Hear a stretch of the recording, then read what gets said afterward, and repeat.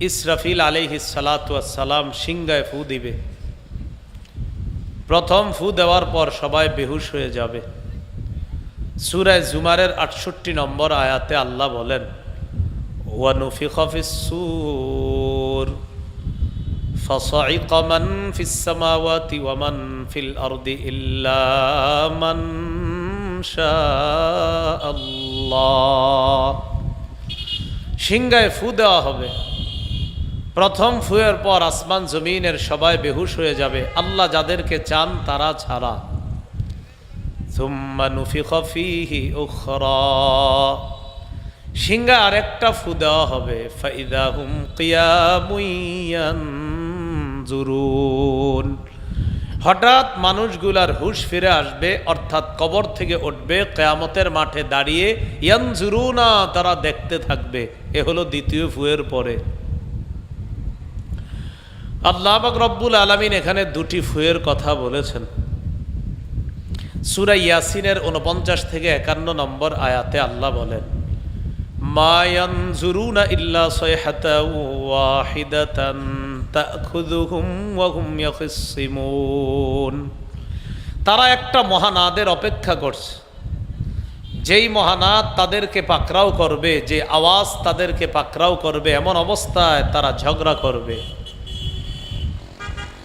ফালা ইস্তাতিউনা তাওসিয়াতাও ওয়ালা ইলা আহলিহিম ইয়ারজিউন।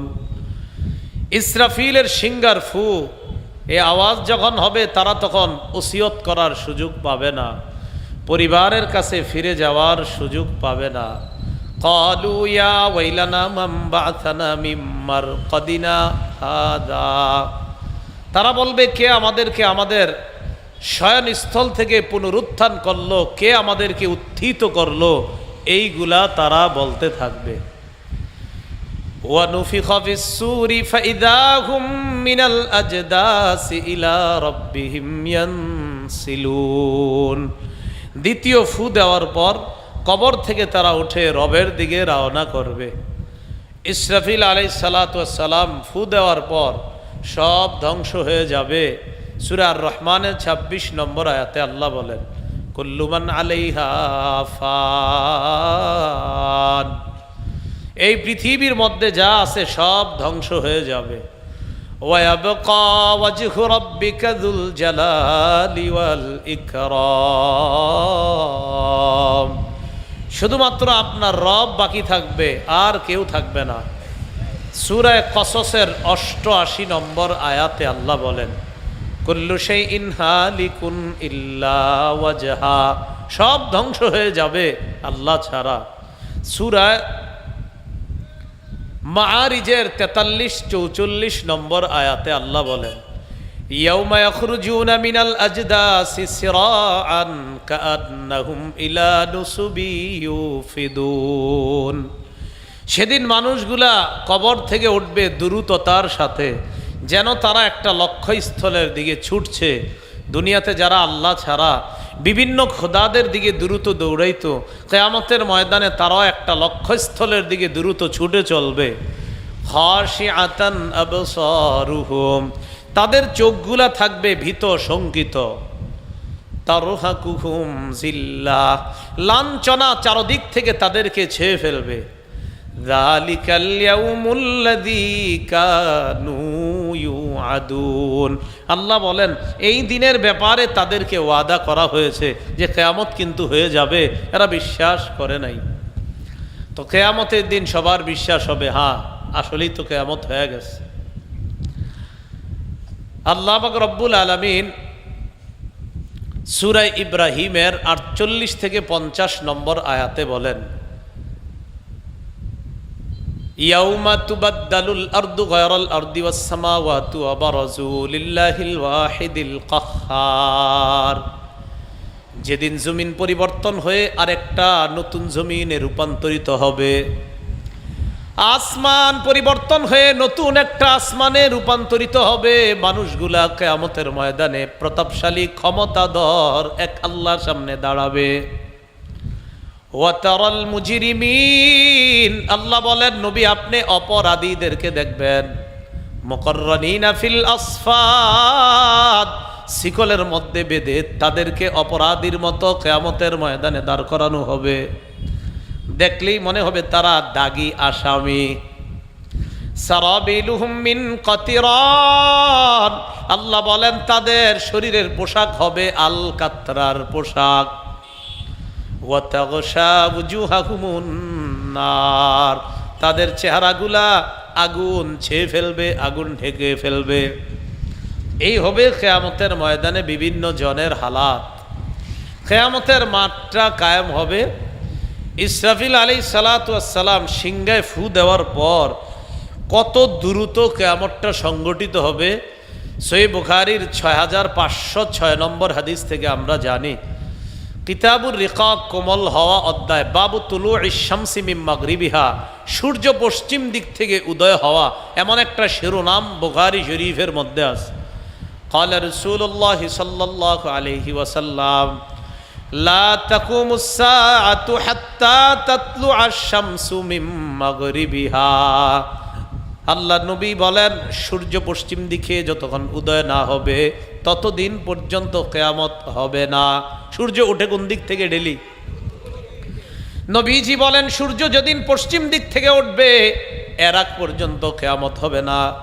ফাইদা তালাআত, সূর্য যেদিন পশ্চিম দিক থেকে উঠে যাবে, ওয়ারাআহান নাস আমানা মান ফিল আরদি কুল্লুহুম আজমাউনা, দুনিয়ার মধ্যে যারা সবাই সূর্যটা পশ্চিম দিক থেকে যখন দেখবে এই পৃথিবীর সব মানুষগুলা ঈমান আনবে। সবাই বলেন, সবাই কি হবে? ঈমান আনার পর আল্লাহ নবী কোরআনের একটা আয়াত তেলাওয়াত করে বলেন, হিনা যালিকা লা ইয়ানফাউ নাফসান ঈমানুহা লাম তাকুন আমানাত মিন ক্বাবলু আও কাসাবাত ফি ঈমানিহা খায়রা। তখন তাদের ঈমান তাদের কোনো কাজে আসবে না যারা আগে ঈমান আনে নাই। সূর্য পশ্চিম দিক থেকে দেখার পর, ঈমান আনার পর মানুষ যদি ভালো কাজ করে, আল্লাহ বলেন এই ঈমানও কোনো কাজ হবে না, ভালো কাজের কোনো মূল্যায়ন হবে না। আমার নবী কত বলল সূর্য পশ্চিম দিক থেকে উঠবে, বিশ্বাস করো নাই। আজকে যখন উঠে গেল, এখন আমারেও মানলা, নবীরেও মানলা, বাকি আজকে এই মানার দ্বারা তোমার কোনো কাজ হবে না। যারা বিশ্বাস করে না কিয়ামত হবে তাদেরকে বললেন যে মনে করেন হয়ে গেল সূর্য পশ্চিম দিক থেকে উঠবে, আমরা ইমানদাররা তো নিশ্চিত বিশ্বাস করি। যারা করে না তাদেরকে বলেন সূর্য তো উঠবে নিশ্চিত। আপনার কাছে জানতে চাই ভাইয়া, সূর্যটা যেদিন উঠে যাবে তো বলেন তখন কি হবে? উঠবে তো শিওর, কিন্তু যেদিন উঠে যাবে অবস্থাটা হবে কি? কয় আল্লাহ মানি না, নবী মানি না, এগুলা বলে। কিয়ামত যেদিন হবে তো সেদিন তো আপনি দেখবেন যে হয়ে গেছে। তো যারা আল্লাহ মানে না, নবী মানে না, তাদেরকে সূরা নিসার 42 নম্বর আয়াতের অনুবাদটা শোনায়া দিবেন। আপনাদের অনেক কলিগ আছে, তাদেরকেও শোনায়া দিবেন যারা আল্লাহ নবী মানে না। আল্লাহ বলেন, ইয়াউমা ইযি ইয়াওয়াদ্দুল্লাযীনা কাফারু ওয়া আসাবুর রাসূল লাউ তুসাওয়া বিহিমুল আরদ। সেদিন যারা কাফের, নবীর নাফরমান যারা, তারা বলবে তাদেরকে যদি মাটির সাথে মিশিয়ে দেওয়া হতো। বলেন এটা কোথায় আছে কথাটা? কোরআনে। তাহলে যারা ঈমান আনে না তাদেরকে কোরআনের আয়াতটা জানা দেন, এই ভাই শোনেন, আপনি যে আল্লাহ মানেন না, নবী মানেন না, আপনারা কিন্তু কিয়ামতের মাঠে বলবেন যদি জমিনের সাথে মিশিয়ে দেওয়া হতো। আল্লাহ বলবে আমি তো আগেই বলে দিছি তোমরা এটা বলবা, তো জানার পরেও ঈমান আনলা না কেন? আমি আল্লাহ তো কোরআনে জানায়া দিছি, এখন না 1500 বছর আগে। 1500 বছর আগে বলছে শোনো, যারা ঈমান আনবে না, যারা কাফের, এরা কিয়ামতের মাঠে বলবে তাদের সে যদি মাটির সাথে মিশিয়ে দেওয়া হতো তারা বলবে। তো আল্লাহ তো বলবো আমি তো আগেই জানাইছি তোমরা এটা বলবা, তো তখন ঈমান আনতে পারলা না। সূরা নাবার 40 নম্বর আয়াতের অনুবাদটাও শোনায় দিবেন। আল্লাহ বলেন, ওয়ায়াকুলুল কাফিরু ইয়া লাইতানি কুনতু তুরাবা। কাফের বলবে আমি যদি মাটি হয়ে যেতাম। আল্লাহ সেই ভয়াবহ দিনে আমাদেরকে আরশের ছায়াতলে জায়গা করে দেন। এবার দেখেন, ইসরাফিল সিংহায় ফু দিবে, দুইটা ফুয়ের মাঝে ব্যবধান হবে 40। সহিহ বুখারীর বর্ণনা 3813 নম্বর হাদিস, 814 নম্বর হাদিসের বর্ণনা। ক্বালা রাসূলুল্লাহ সাল্লাল্লাহু আলাইহি ওয়াসাল্লাম, আল্লাহ নবী বলেন বাইনান নাফখাতাইনি আরবাউনা, দুই ফুয়ের মাঝে ব্যবধান হবে 40। ছাত্ররা জিজ্ঞাসা করলেন আরবাউনা সানাতা, হুজুর 40 বছর? আবু হুরায়রা জবাব দিলেন আবাইতু, আমার জানা নাই। আবার ছাত্ররা প্রশ্ন করলেন আরবাউনা শাহরা, তাহলে কি 40 মাস? আবু হুরায়রা জবাব দিলেন আবাইতু, আমার জানা নাই। আবার ছাত্ররা বললেন আরবাউনা ইয়াউমা, তাহলে কি 40 দিন? আবু হুরায়রা জবাব দিলেন আবাইতু, আমার জানা নাই।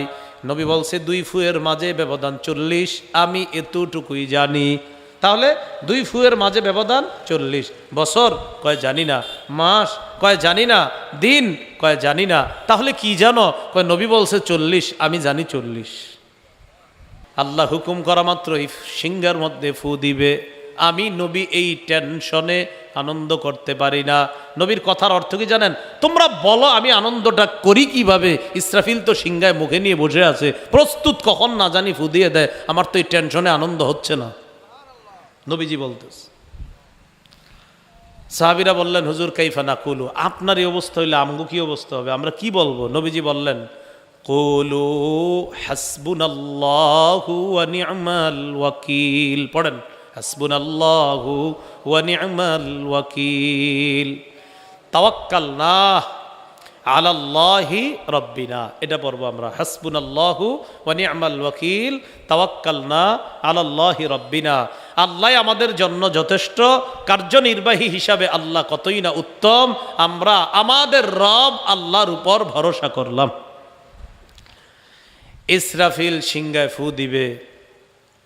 সর্বপ্রথম কিয়ামতের ময়দানে কার কবর ফাটা হবে, কে কবর থেকে উঠবে? মন দিয়ে শুনেন, মুসলিম শরীফের বর্ণনা 2278 নম্বর হাদিস। ক্বালা রাসূলুল্লাহ সাল্লাল্লাহু আলাইহি ওয়াসাল্লাম আনা আউয়ালু মাইয়ান শাক্কু আনহু কবরুহু।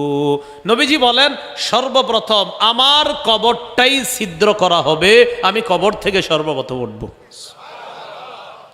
বুখারীর বর্ণনা 4813 নম্বর হাদিস।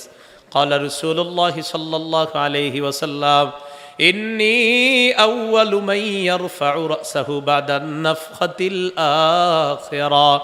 কিয়ামতের ময়দানে আমি হব সর্বপ্রথম ওই ব্যক্তি, ইসরাফিল দ্বিতীয় ফু দেওয়ার পর যে তার মাথাটা উপরের দিকে উঠাবে, আমি মুহাম্মদ সাল্লাল্লাহু আলাইহি ওয়াসাল্লাম। কিয়ামতের ময়দানে কেমনে উঠবে? কবর থেকে যখন উঠবে সবার পরনে কাপড় থাকবে, থাকবে না থাকবে? কিছু শিখেন আজকে। থাকবে। কবর থেকে উঠার, এই যে কবর, মানে কবর থেকে উঠার পর কাপড় থাকবে। কবর থেকে উঠার পর কাপড় থাকবে, যেই কাপড়ে আপনাকে কবর দেওয়া হবে ওই কাপড়েই আপনাকে উঠানো হবে। এটা আবু দাউদ শরীফের বর্ণনা। কবর থেকে উঠানোর পর আপনার কাপড়টা খুলে ফেলা হবে, দুনিয়াবি কাপড় খোলো। তো এই কাপড় খোলার পর আপনার কি অবস্থা হবে, এটা আবার বুখারীতে আছে, আবু দাউদে আছে। কবর থেকে ওই কাপড়ে উঠানো হবে, যেই কাপড়ে কবর দেওয়া হবে। হ্যাঁ, উঠানোর পর আপনার কাপড় খুলে ফেলা হবে, এরপর আপনার শরীরে আর কাপড় থাকবে না, এটা বুখারীতে আছে।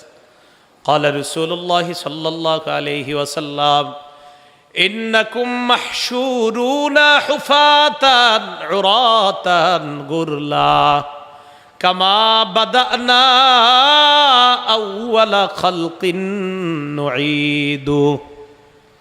নবীজি বলেন তোমাদেরকে হাশরের ময়দানে উপস্থিত করা হবে, পায়ে জুতা থাকবে না, শরীরে কাপড় থাকবে না, খতনাবিহীন। কিভাবে? এটা কবর থেকে উঠানো হবে কাপড় সহ, কাপড় খুলে ফেলা হবে, এরপর হাশরের মাঠে দাঁড় করানো হবে।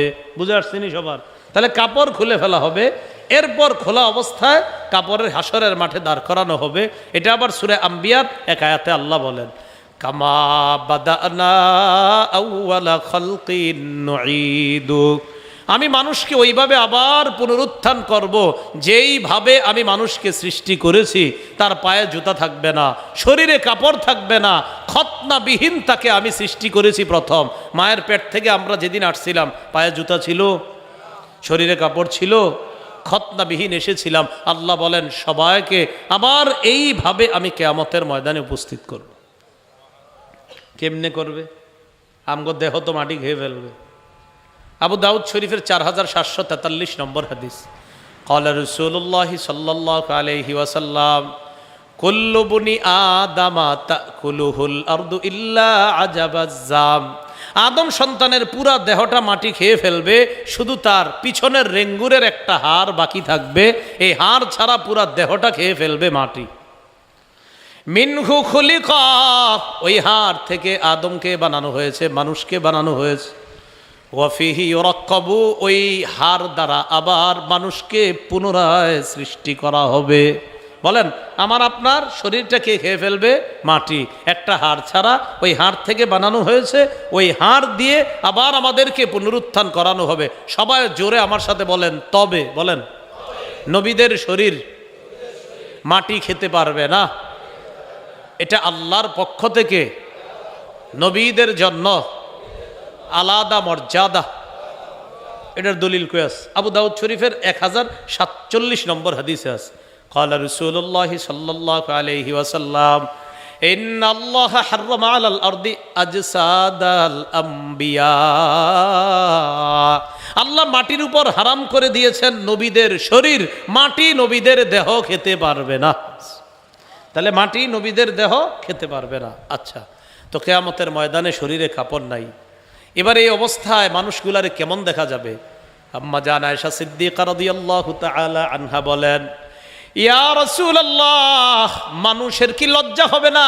একজন আরেকজনের দিকে কিভাবে তাকাবে? মানুষ কি লজ্জা পাবে না? আল্লাহ নবী বললেন, আয়েশা, সেদিনের ব্যাপারটা এত ভয়াবহ হবে আয়েশা, এই ভয়াবহতায় মানুষ তার পাশের শরীরের মধ্যে কাপড় আছে না নাই এটা দেখার সুযোগ পাবে না। সূরা আবাসার 34 থেকে 37 নম্বর আয়াতে আল্লাহ বলেন, ইয়াউমা ইয়াফিরুল মারউ মিন আখিহি, মানুষ সেদিন তার ভাই থেকে পালাবে, ওয়া উম্মিহি, মা থেকে পালাবে, ও আবিহি, বাবা থেকে পালাবে, ওয়া সাহিবাতিহি, বিবি থেকে পালাবে, ওয়া বানিহি, সন্তান থেকে পালাবে, লিকুল্লি ইমরিইম মিনহুম ইয়াউমাইযিন শাআনুন ইউগনি, প্রত্যেকের সেদিন পেরেশানির একটা অবস্থা হবে, ওই অবস্থা তাকে পেরেশান করে রাখবে।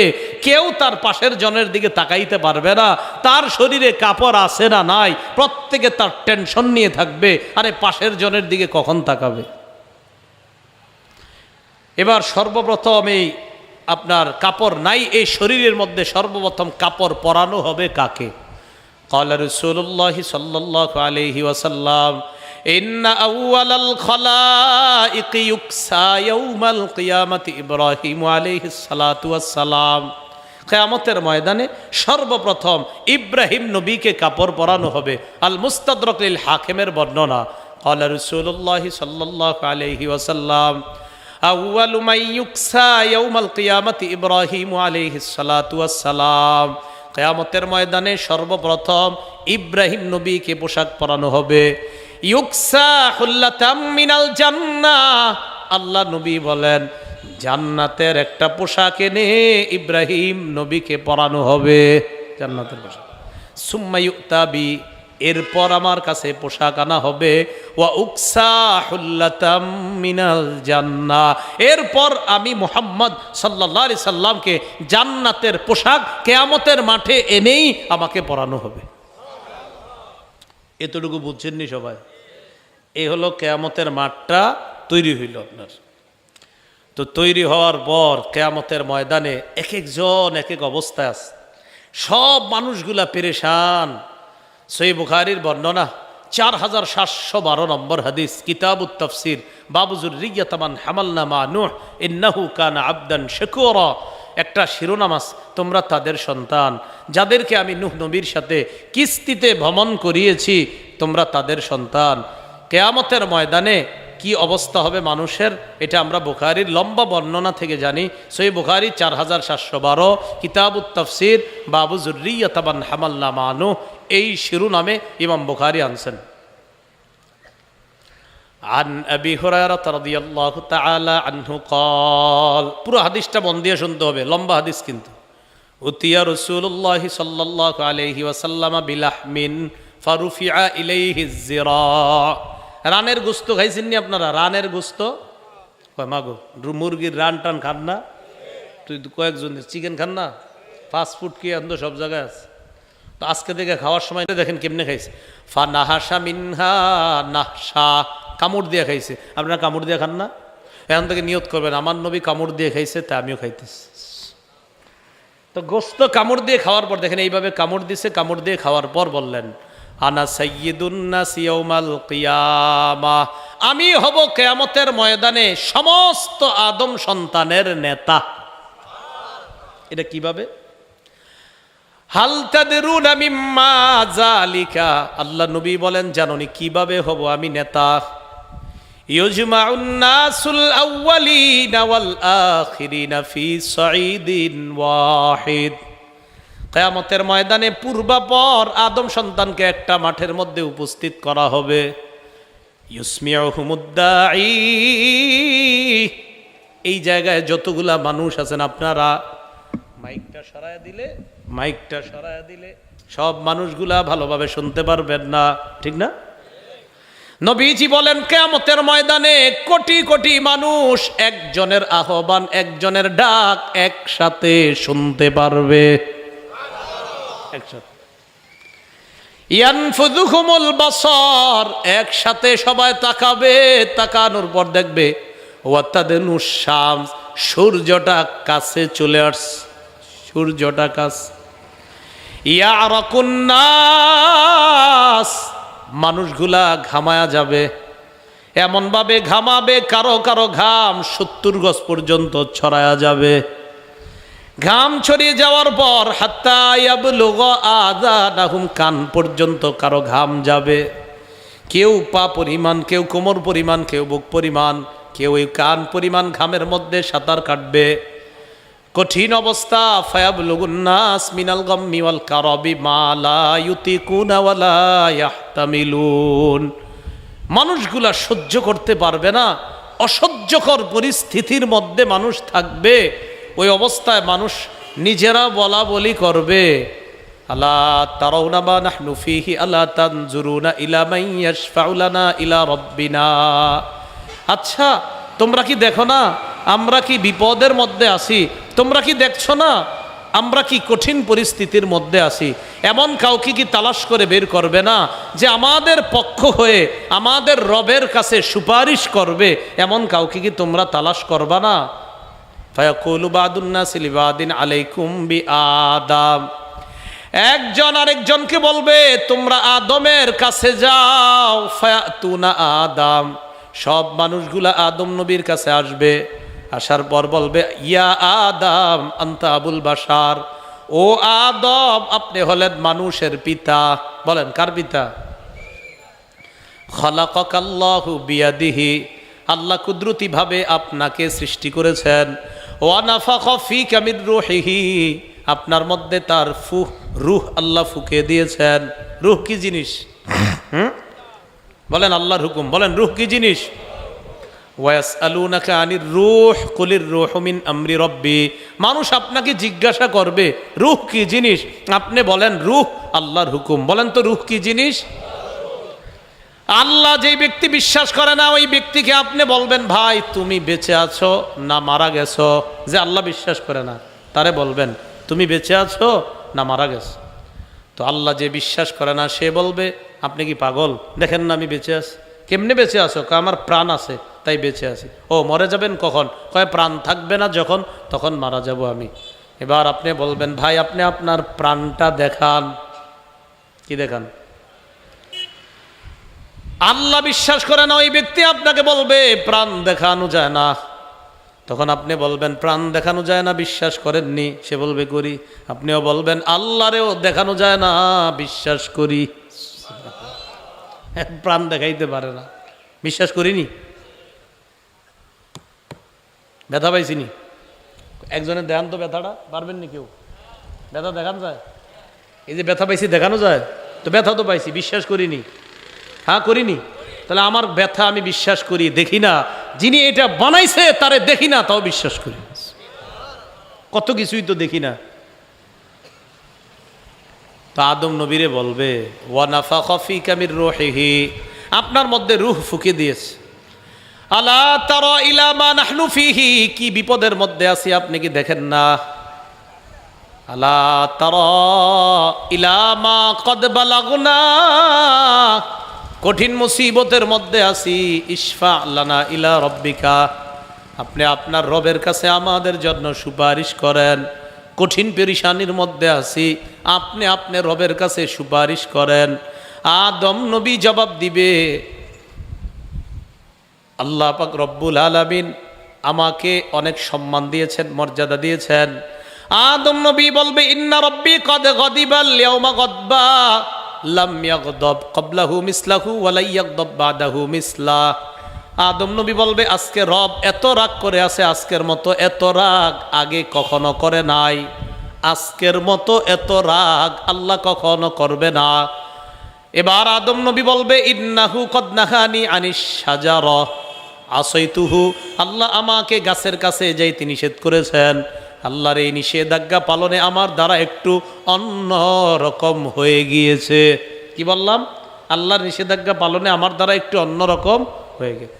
আল্লাহ যদি আজকে আমারে বলে আদম জান্নাতে থাকতে দিলাম, জান্নাতের মধ্যে আপনি থাকলেন, গাছের কাছে যাইতে নিষেধ করলাম, এরপরেও কেন গেলেন? আমি কি জবাব দিব বলো? নফসি নফসি নফসি তিনবার বলবে। আমি আমার পরিত্রাণ চাই, আমি সুপারিশ প্রত্যাশী, আমি তোমাদের জন্য সুপারিশ করতে পারবো না। ইযহাবু ইলা গায়রি ইযহাবু ইলা নূহ আলাইহিস সালাতু ওয়াস সালাম, আমি ছাড়া অন্য কারো কাছে যাও, নূহ নবীর কাছে যাও। ফায়াতুনা নূহা, মানুষগুলা নূহ নবীর কাছে আসবে, আসার পর বলবে ইন্নাকা আনতা আউয়ালুর রুসুলি ইলা আহলিল আরদ, এ নূহ পয়গম্বর আপনি দুনিয়ার মধ্যে সর্বপ্রথম রসুল। শিরিক শুরু হইল, শরীয়তের প্রয়োজনীয়তা দেখা দিল, শরীয়ত দিয়ে সর্বপ্রথম রসুল হিসাবে আপনাকে দুনিয়াতে পাঠানো হলো। ওয়াকাদ সাম্মাকাল্লাহু আবদান শাকুরা, আল্লাহ আপনার নাম রাখছে শুকুর গুজার বান্দা। ইশফা লানা ইলা রব্বিকা, আমাদের জন্য রবের কাছে সুপারিশ করেন। আলা তারা ইলা মা নাহনু ফীহি, আমরা কি বিপদের মধ্যে আছি আপনি কি দেখেন না? ইশফা লানা ইলা রব্বিক, আপনি আপনার রবের কাছে আমাদের জন্য সুপারিশ করেন। এই কথা বলবে নূহ নবী। নূহ আলাইহিস সালামকে জাতি বলবে। নূহ নবী কি বলবে জানেন? ইন্না রব্বি কদ গদিবাল ইয়াউমা গদবান লাম ইয়াগদাব ক্বাবলাহু মিসলাহু ওয়া লা ইয়াগদাব বাদাহু মিসলা। আদম নবী যেমন বলেছে আজকে আল্লাহ এত রাগ করে আছে, আজকের মতো এত রাগ আগে কখনো করে নাই, ভবিষ্যতে কখনো করবে না। নূহ নবী বলবে আল্লাহ আজকে এত রাগ করে আছে, আজকের মতো এত রাগ আগে কখনো করে নাই, ভবিষ্যতে কখনো করবে না। ইন্নাহু কদ কানাত লি দাওয়াতুন দাআউতুহা আলা কওমি, আল্লাহ আমাকে স্পেশাল একটা দোয়া দিয়েছিলেন, এই দোয়াটা আমি আমার জাতির বিরুদ্ধে করেছিলাম। আল্লাহ যদি আজকে আমাকে বলে নূহ পয়গম্বর আপনারে আমি একটা স্পেশাল দোয়া দিয়েছিলাম, এই দোয়াটা তো আপনি আমার বান্দাদের পক্ষে করতে পারতেন, এমন এক দোয়া করলেন আমি দুনিয়ার সবাইরে পানির নিচে ডুবায়া মারলাম। যদি বলে ফেলে আমি আল্লাহর কাছে কি জবাব দিব? দেখছেন নি, আমারে যদি কয় দোয়া এরকম করলেন কেন, আমি কি জবাব দিব? নফসি নফসি নফসি, আমি আমার পরিত্রাণ চাই, আমি নিজেই সুপারিশ প্রত্যাশী। ইযহাবু ইলা গায়রি ইযহাবু ইলা ইব্রাহিম আলাইহিস সালাতু ওয়াস সালাম, আমি ছাড়া অন্য কারো কাছে যাও, ইব্রাহিম নবীর কাছে যাও। ফায়াতুনা ইব্রাহিম আলাইহিস সালাতু ওয়াস সালাম, সবাই ইব্রাহিম নবীর কাছে আসবে, আসার পর বলবে ইয়া ইব্রাহিম আনতা নবিয়ুল্লাহ ওয়া খলিলুহু মিন আহলিল আরদ, ও ইব্রাহিম আপনি আল্লাহর নবী, দুনিয়ার মধ্যে আপনি হলেন আল্লাহর খলিল। কি আল্লাহর খলিল অর্থ কি? অন্তরঙ্গ বন্ধু। বলেন খলিল অর্থ কি? আপনি আল্লাহর অন্তরঙ্গ বন্ধু। ইশফা লানা ইলা রব্বিক, আমাদের জন্য একটু সুপারিশ করেন। তাহলে কোন নবী খলিল? বলেন কোন নবী খলিল? আরো জোরে। আরেকজন আছে খলিল, বলেন, সবাই বলেন। আরেকজন আছে, বলেন। আমাদের নবীও খলিল, সুবহানাল্লাহ। ইন্তেকালের 5 দিন আগে আমগো নবী বইলা গেছে, ইন্নাল্লাহা ইত্তাখাযানি খলিলা কামাত্তাখাযা ইব্রাহিমা খলিলা। মুসলিম শরীফের হাদিস। ইন্তেকালের 5 দিন আগে আল্লাহ নবী কয়, ইব্রাহিম নবীর আল্লাহ যেমন খলিল হিসাবে গ্রহণ করেছেন, তেমনি আমি মুহাম্মদকেও আল্লাহ তার খলিল হিসাবে গ্রহণ করেছেন। তো খলিল কয় নবী হইল? 2 নবী। ইব্রাহিম নবী নবিয়ুল্লাহ, খলিলুল্লাহ। আমাদের নবী নবিয়ুল্লাহ, খলিলুল্লাহ, রসুল্লাহ, হাবিবুল্লাহ। নবিয়ুল্লাহ, রসুল্লাহ, হাবিবুল্লাহ, আরেকটা কি? খলিলুল্লাহ। 4টা আমাদের নবী। তো ইব্রাহিম নবীরে বলবে, আপনি আল্লাহর বন্ধু, আমগো জন্য একটু সুপারিশ করেন। ইব্রাহিম নবী বলবে, কদ কাযাবতু সালাসা কাযিবাত। দুনিয়ার মধ্যে 3টা জায়গায় আমি 3টা কথা বলেছিলাম, যেই 3টা কথা আমি সরাসরি বলতে পারতাম না, বলে একটু অন্যভাবে বলেছিলাম। এই 3 কথা কি? 1 নাম্বার, ইব্রাহিম নবীরে তার জাতি কইছে, মেলায় চলেন। ইব্রাহিম নবী কয়, ইন্নী সাকিম, আমি অসুস্থ। শিরিক করাটাই তো একটা অসুস্থতা। আল্লাহ আজকে যদি আমারে বলে, ইব্রাহিম আপনি সেদিন অসুস্থতায় বুঝাইছেন মানসিক অসুস্থতা, শিরিক না করাটাই একটা অসুস্থতা, এটা হলো মানসিক অসুস্থতা। জাতি আপনারে বুঝেছে আপনি শারীরিক অসুস্থ, কিন্তু আপনি বুঝাইছেন মানসিক অসুস্থ। আপনি এমন শব্দ কেন বললেন যেই শব্দে আপনি বুঝিয়েছেন মানসিক অসুস্থতা আর তারা বুঝছে শারীরিক অসুস্থতা? আল্লাহ যদি ধরে ফেলে আমি কি বলবো? 2 নাম্বার, জাতি গেছে মেলায়, ইব্রাহিম নবী তাদের খোদাদের ঘরে ঢুকছে, ডুইকা ফাজা আলাহুম জুজাজা, সবগুলারে ভেঙে ফেলছে, ইল্লা কাবীরাল্লাহুম লাআল্লাহুম ইলাইহি ইয়ারজিউন, বড়টা ছাড়া। যেন সবাই বড়টার কাছে যায়, যাওয়ার পর যেন বড় খোদারে গিয়ে কয়, ও বড় খোদা সাহেব, ছোটদের এই অবস্থা কেন? এই সবগুলো আসছে মেলা থেকে। আসার পর তাদের ইবাদত খানায় ঢুকছে।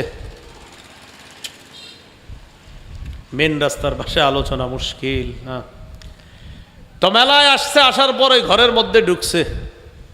সবাই আয়সা ঢুকার পর ওই ঘরে যখন গেছে, যাওয়ার পর দেখে সব ছোট ছোট খুদাগুলা টুকরা টুকরা, বড়টা ছাড়া।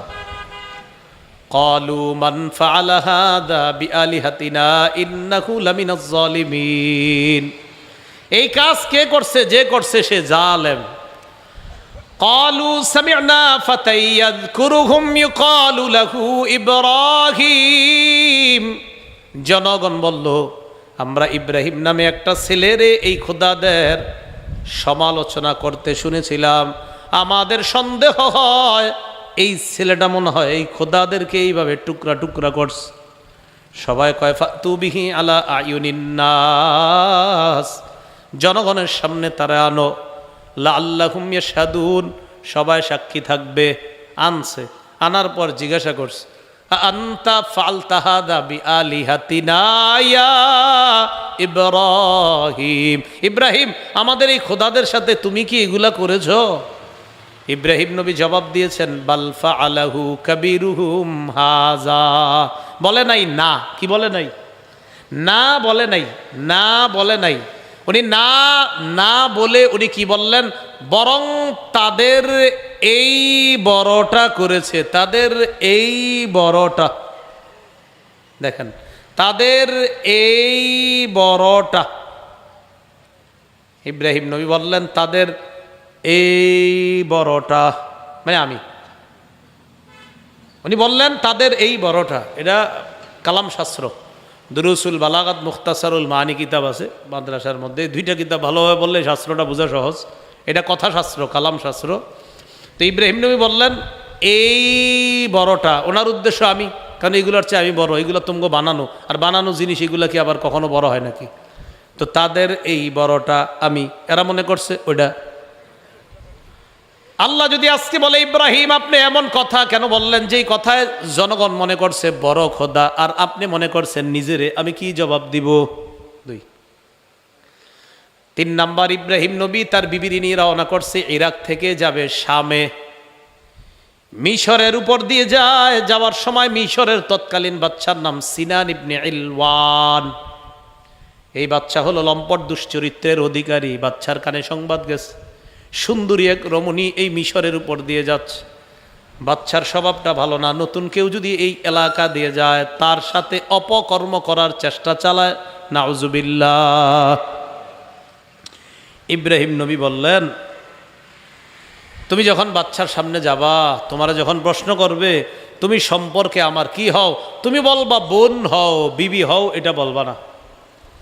মানে এটা বলবা না, এই শব্দটা শিখাই দেনে, মানে তুমি আমার বোন হও, মানে বিবি হও এটা না বললে বলবা বোন হও। কি হও? কেমনে?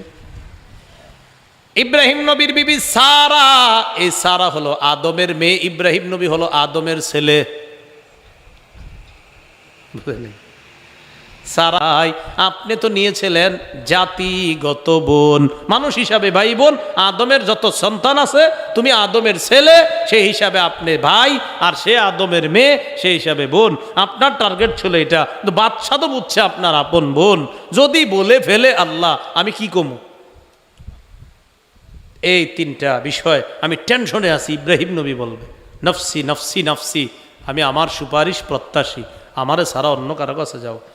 ইযহাবু ইলা গায়রি ইযহাবু ইলা মুসা আলাইহিস সালাতু ওয়াস সালাম, মুসা নবীর কাছে যাও।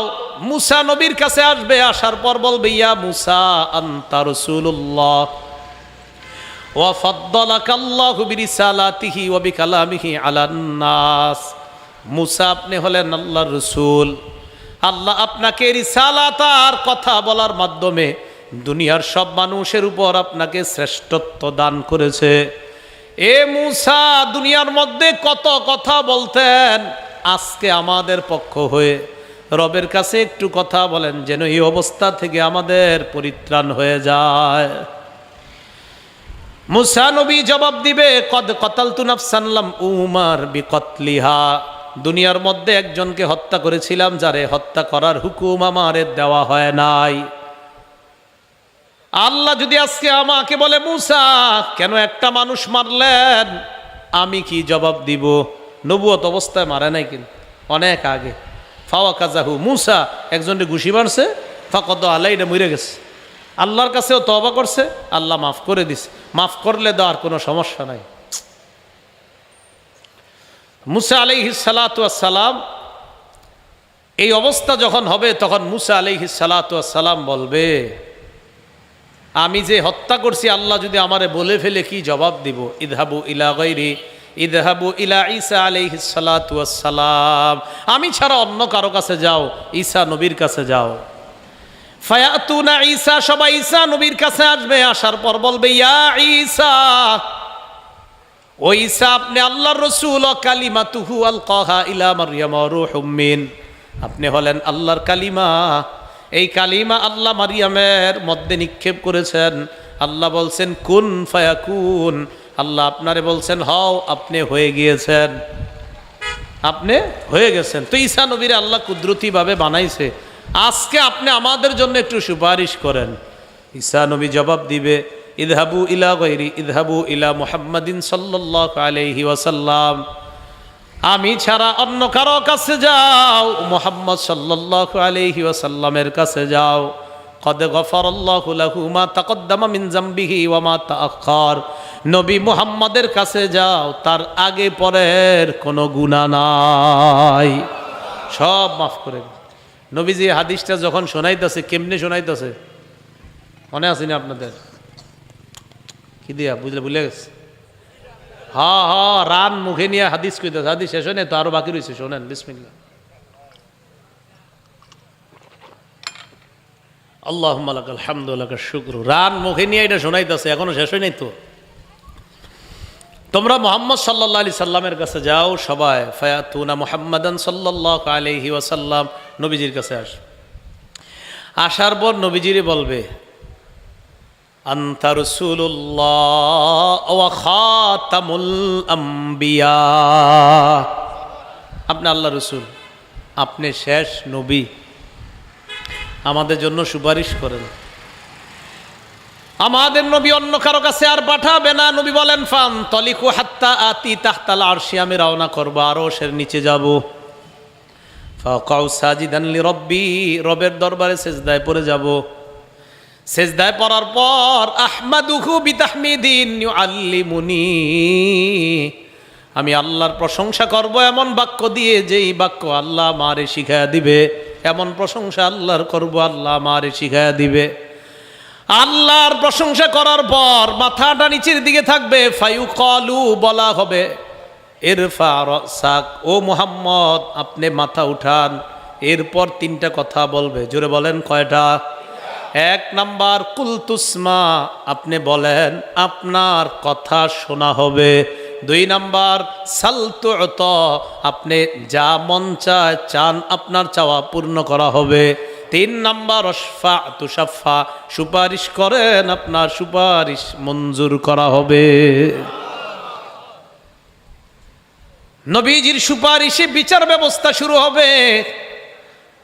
আল্লাহ নবীকে আল্লাহ বলবেন, হাবিব আদখিল মিন উম্মাতিকা মান লা হিসাব আলাইহিম মিনাল বাবিল আইমান মিন আবওয়াবিল জান্নাহ, জান্নাতের ডান পাশের দরজা দিয়ে যাদের কোনো হিসাব হবে না, এই পরিমাণ উম্মত আপনি হিসাব ছাড়াই জান্নাতে প্রবেশ করায়া দেন। নবীজি বলেন আল্লাযী নাফসি বিয়াদিহি আন্নামা বাইনাল মিসরাআইনি বিমাসারি'i আবওয়াবিল জান্নাহ, জান্নাতের একটা দরজার দুই পাশের কপাট, একটা দরজার কপাট দুই পাশের দূরত্ব হলো কামা বাইনা মক্কা ওয়া হিমিয়ার আও কামা বাইনা মক্কা ওয়া বুসরা, মক্কা আর ইয়ামানের সনআ, মক্কা আর বসরা, এর মাঝে যত দূরত্ব, জান্নাতের একটা দরজার শুধু কপাট, কপাটের দুই পাশের দূরত্ব এত।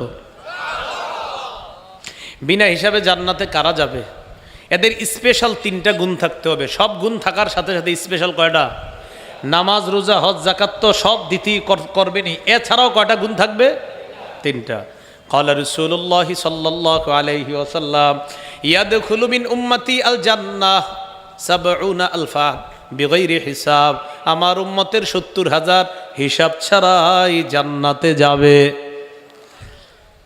তারা কারা? নবীজি বলেন এক নাম্বার হুমুল্লাযীনা লা ইস্তারকুন, এরা হলো তারা যারা দুনিয়ার মধ্যে গায়রুল্লাহর নামে ঝাড় ফুঁক করে না। কার নামে? গায়রুল্লাহর নামে, আল্লাহ ছাড়া অন্য কারো নামে ঝাড় ফুঁক করে না।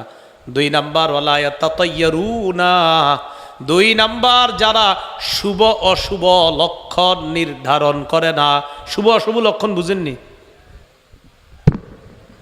দরজায় বাড়ি লাগছে সকালবেলা, মাথা কয় এ আজকে সারাটা দিন খারাপ যাবে, এটা আপনার কে কইছে? দোকানদারের কাছে গিয়ে কয় ভাই 1 কেজি পলার চাল দেন, দোকানদার দিস। কাহারে টাকাটা আনতে মনে নেই, দৌড়ে গিয়ে আনতেছি, ভাই রাগ করে না। কয় যে শুরুতে বাকি নিলা, সারাটা দিন কুফা লাগছে, আজকে সারাদিন খারাপ যাইব, আপনার এটা কে কইছে? প্রথমে বাকি দিলে সারাদিন খারাপ যাব, এই কথাটা আপনার কইছে কে? ফাইজলামি কথাবার্তা। এটা কোন জাল কিতাবে লেখা আছে? কি কিতাবে? জাল কিতাবে। মানে সহি আর দইফে তো নাই, জাল কোথায় আছে? আমি কিন্তু জাল কিতাবও পড়ি। কি কিতাব? আর জাল দিয়েও পড়ি তো, কারণ আমাদের দেশে যারা মাঠ গরম করে না, একদল আছে দেখবেন যারা মাঠ গরম করে আপনার মহব্বতের পরিচয় দিয়ে, এদের বেশিরভাগ বর্ণনার মূল ভিত্তি জাল। মানে খালি শোনাবে এই সেই, এই জাল বইলা বইলা সামনে যারা আছে এরা খালি কান্দে, আহারে আহারে, আসলে সব জাল শুনে শুনে কান্দাস। এই জন্য কান্দেন না, এমন এমন কথা কয় সামনে যারা বহা এরা দিয়ে আরে কান্দাছে রে, অথচ যা বলতেছে সব জাল বলতেছে। আর আপনারাও খুশি এগুলা কইলে, যত জাল এত ঝাল, মানে খুব মজা লাগে, খুব মজা পায়। জাল বর্ণনা যখন হয় না মজা পায়। যেমন আমাদের দেশের মানুষ বেশি শুনতে মজা লাগে এগুলা, যে আমি যদি এখন বয়ান করি, হঠাৎ আমি তালগাছের উপরে দেখলাম এক ব্যক্তি জায়নামাজে দাঁড়িয়ে দাঁড়িয়ে তিনি তালগাছের উপর দিয়ে উড়ে উড়ে যাচ্ছে, আল্লাহু আকবার। মানে কি? হ্যাঁ, এগুলা কি? কেউ যাইতে পারে, এটা সত্য কথা, কিন্তু এইগুলা মনে করেন কইতে হইব কি লেগে? এটা কথার কথা, মানে বাড়ায় যত কয় এত খুশি হয়। আমি একদিন দেখছি কথার কথা, মানে মনে করেন আপনি কোথাও দেখছেন আপনার পীর সাহেব গাছের নিচে নামাজ পড়তেছে, হ্যাঁ আপনি আমগরা কইলেন হুজুরে দেখছি গাছের উপরে। আচ্ছা উনি কি নিচে পড়ছে না উপরে? মানে আপনি দেখছেন নিচে, নাইলে কেন উনি উপরে পড়তেছে, এটা কর উপকারিতাটা কি আমারে কোন? আপনি দেখলেন গাছের নিচে, আয়া কইলেন কি জানো কি হয়েছে কি, আরে হুজুর তো তাল গাছের উপরে নামাজ পড়ছে, এটা কি দরকার আছে কোনটা? আর সামনে যারা আছে সবাই পড়াই লাইতেছে, মানে কি? হ্যাঁ, খালি আমার জন্য দোয়া করতে থাকেন, ইনশাল্লাহ জাল মুক্ত বাংলাদেশ হতেই হবে।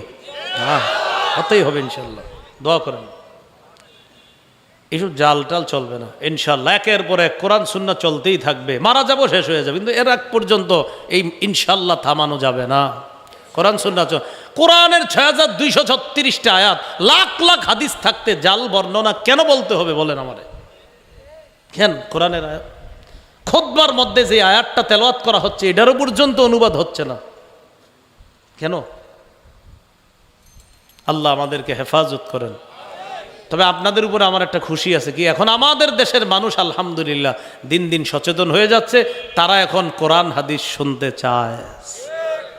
আমাদের দেশের মানুষ এখন কোরআন সুন্নাহ শুনতে চায়, এটা একটা ভালো লাগার দিক। আল্লাহ আমাদেরকে কবুল করেন। সব সময় মনে রাখবেন, বলেন আমার সাথে, হকের পক্ষের দলিল বলেন কোরআন হাদিস, বাতিলদের দলিল বলেন অমুক তমুক। এরা সবসময় বলবো অমুকে বলেছে তমুকে বলেছে, আর আমরা হক পথে যারা থাকবো আমরা বলবো কোরআনে আছে হাদিসে আছে। কি মনে থাকবেন ইনশাআল্লাহ? আল্লাহ আমাদেরকে কবুল করেন। ওই 3 গুণওয়ালা, 1 নাম্বার গায়রুল্লাহর নামে, 1 নাম্বার গায়রুল্লাহর নামে ঝাড়ফুঁক করবে না, 2 নাম্বার শুভ অশুভ লক্ষণ নির্ধারণ করবে না, 3 নাম্বার ও আলা রাব্বিহিম ইয়াতাওয়াক্কালুন, তারা শুধু আল্লাহর উপর ভরসা করবে। এই 3টা স্পেশাল গুণ যাদের, বিনা হিসাবে জান্নাত। নামাজ রোজা করা লাগবে না, সব লাগবে, আলাদাই 3টা স্পেশাল থাকতে হবে। তো কিয়ামতের ময়দানে এইভাবে বিচার ব্যবস্থা শুরু হবে। বিচার হওয়ার পর কারো আমলনামা ভারী হবে, কারো আমলনামা হালকা হবে। মনে আসেনি সূরা কারিয়া, ওই যে মানুষগুলা পতঙ্গের মতো উঠতে থাকবে, ওই সেখান থেকে আমরা কিয়ামতের মাঠে গেলাম। এরপর আল্লাহ বলেন ফাআম্মা মান সাকুলাত মাওয়াজিনুহু ফাহুয়া ফি ঈশাতির রাদিয়া, যার আমল নামা ভারী হবে সে আনন্দদায়ক সন্তুষ্টির মধ্যে থাকবে, সন্তোষজনক আরামের মধ্যে থাকবে। ও আম্মা মান খাফফাত মাওয়াজিনুহু ফাউম্মুহু হাবিয়া, যার আমল নামা হালকা হয়ে যাবে তার ঠিকানা হবে হাবিয়া। বলেন কি হবে? বলেন তো, আমল নামা যার হালকা হবে তার ঠিকানা কি হবে? আরো জোরে বলেন কি হবে? আল্লাহ বলেন ওয়ামা আদরাকা মা হিয়া, নবী আপনি জানেননি হাবিয়া কারে কয়? নারুন হামিয়া।